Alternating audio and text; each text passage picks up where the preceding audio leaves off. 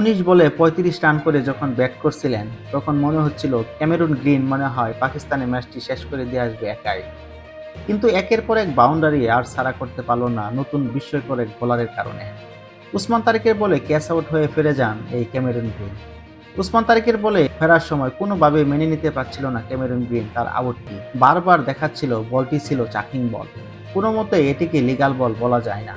Cameroon green তো এটাকে স্ক্রিনের সামনে এসে প্রদর্শন করা শুরু করলেন এবং দেখিয়ে দিলেন এটি একটি অবৈধ অ্যাকশন। ম্যাচ শেষে ক্যামেরুন গ্রিন টিভি আম্পায়ারকে জানিয়ে রাখলেন উসমান তারিকের বলটি লিগাল কোনো ডেলিভারি না, তার বলে সরাসরি চাকিং লক্ষ্য করা যায়। কিন্তু ক্যামেরুন গ্রিনের এই কথায় কোনো কান দেননি টিভি আম্পায়ার। এতে পাকিস্তানি দর্শকরা তো আরো ক্ষেপে বসেছেন, তাহলে বুমরার বল কিভাবে ফেস করতে পারে ক্যামেরুন গ্রিন।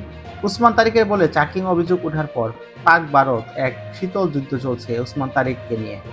উসমান তারিক আর বুমরা দুইজনের বোলিং অ্যাকশন সামনে চলে আসে দুই দেশের দর্শকরাই বিচার করতে থাকে কার বল চাকিং। কিন্তু আসলে উসমান তারিকের বলে কোনো চাকিং ছিল না, তার কোনো এর সমস্যার কারণে তার এভাবে বল করতে হয়। চাকিং বল নিয়ে বিশ্বকাপে কোনোভাবে অংশগ্রহণ করতে দেয়া হবে না মর্মে ক্যামেরুন গ্রিনের এই অভিযোগটি মিথ্যা বলে প্রমাণিত হয়।